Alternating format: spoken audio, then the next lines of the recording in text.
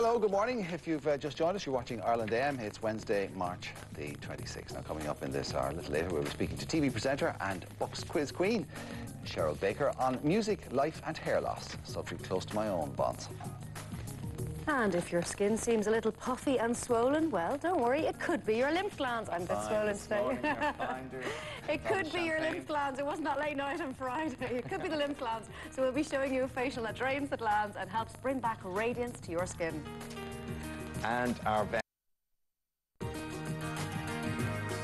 Early teenage perspective, the greatest Eurovision moment ever. I remember me and my girlfriends getting skirts made up with the Velcro, stitching it in, so we could do that in our routines, rip off the skirts. Do you know, we should have... never did that for me. That's not what I've heard. Cheryl, we should have capitalised on that. We should have had a you know... Your own we should have done a fashion thing with, the rip-off skirts. See, if you'd done it now, that would be on the streets the next day, the Buck Fizz range of clothing. But back in those days, it was a more innocent era, Cheryl, back in those days. Yeah, it was, but it was definitely the fact that we ripped the skirt off, you know, the novelty of it, definitely made... Isn't that hilarious? It was very bold at the time. It was like, oh! I know. It was so shocking back then. Yeah, and they were, oh my God, they're really good legs, legs, actually. We won by 4 points, so I think we would have lost had it not been for the skirts. Do you think the skirts won it? Yeah. It was the legs won it. Absolutely sure. The legs won it. The female perspective, the male perspective.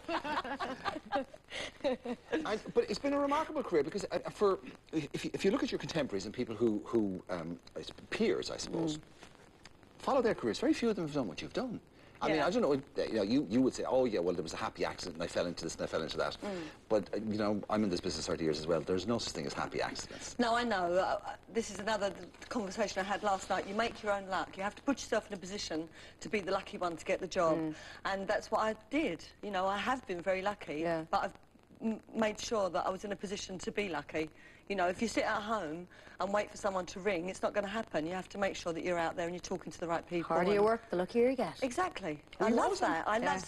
I heard that in Ireland, and I think it's a really good saying. Well, Steve Davis used to say that, the more I practice, the luckier I get. Yeah. You know, it's true, though. But were you always ambitious? Were you always, I mean, was that, you're an East End girl, aren't you? Yeah.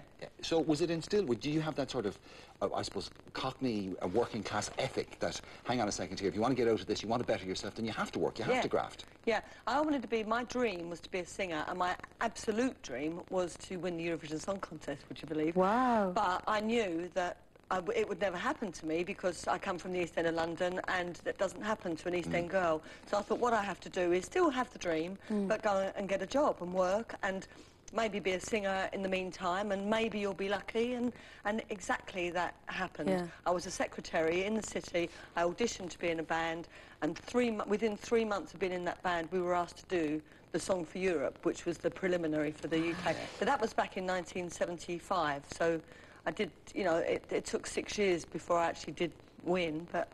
You know, all that time... It took 6 years before I won. But you know what? I did it twice. Any decent apprenticeship will take you 5 years. Yeah, you go to college to get a degree. It was my apprenticeship. And I'm glad I did it because I think you need that time to... If you get instant fame and fortune, I think it can send you off the rails, you know, I really do. How do you feel about our turkey? I think you've got a really good chance. It's a novelty. We were saying about ripping off the skirts, you know. There was never a rip-off skirt before. There's never been a turkey before. This is true, this is true. You know, so I think you've got a great chance, and apparently the song's very good. No, we've had turkeys go before, just... Yeah, it's not the same kind of turkey, I know what you're saying. We left the joke alone, Mark. You couldn't resist it. No, I couldn't. Well, I'm a male, I'm obvious, aren't I? No, it's a postmodern, ironic comment on the state of the Eurovision Song Contest.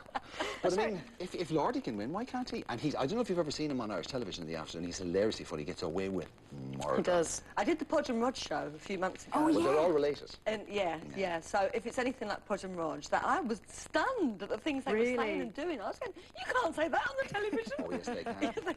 Because they're puppets, they can get away with it. Yeah. Where did the love of singing come from, Cheryl? Is it from Mum or Dad? My mum. Your mum? Yeah, my mum. Was she a singer? Sang to me all the time. Oh, she sang. Well, she sang. None of my family were singers, but she sang to me all of the time. Every time I sat. There's you and your mum? Oh no, that's my mother-in-law. Oh, it's your mother-in-law. That's my mother-in-law. Oh, okay. Yeah. But it was from your mum that the singing came from? She sang to me all of the time. She sat me on her knee. She sang the most bizarre songs. Her mum was from, oh golly, where is it? She's from Limerick. Oh, what? Yeah. Okay. Yeah. So you're one of us. Yeah. Didn't realise that. We love you even more now. Actually. Oh, anyone in East London, the roots either go back, they're either Jewish or Irish, It's true, yeah. Or both. Or both? Well, actually, I'm both, yeah. My mum's dad was Jewish, my mum's mum was from Limerick, so... There's a lot of Jews there. We had a pogrom in this country, believe it or not, where Jews in Limerick were run out of the country, so a lot of them would have ended up in London. Oh, there you go. Yeah, it's one of our blacker episodes in our history. Interestingly enough, that shot that came up there of your mother-in-law, it's kind of appropriate this morning, really, because we were talking about the state of our hospitals. Now, you've been very active in the UK. In fact, you've campaigned about the state of hospitals, and you've been very vocal about it. That poor woman died of C. diff. Yes, she did. Clostridium difficile. Yeah, she did. And it affects the bowel, so we don't need to go into detail, but you can imagine how it affects you. Yeah.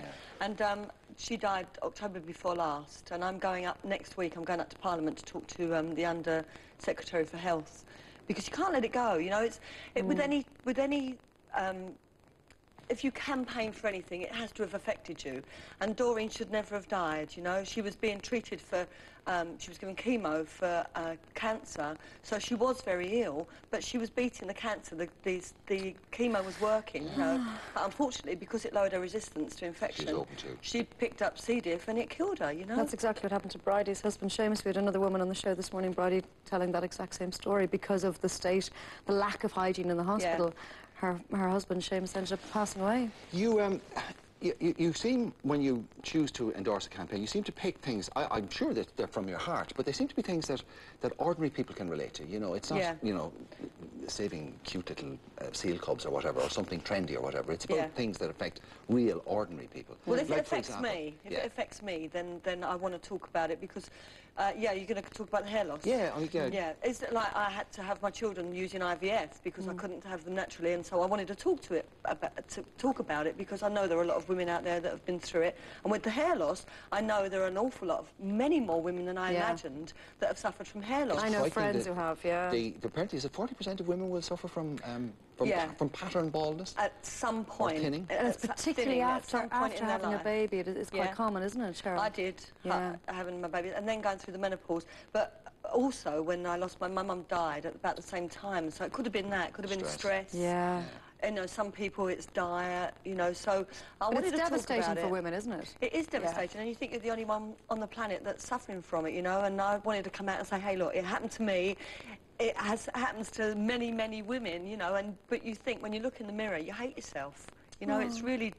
well, I mean, especially if you've got a high-profile job and you're supposed to be presenting a television show or something like that, and you're looking at this and you're going... And the camera can be very, very unforgiving and very cruel, as we all know.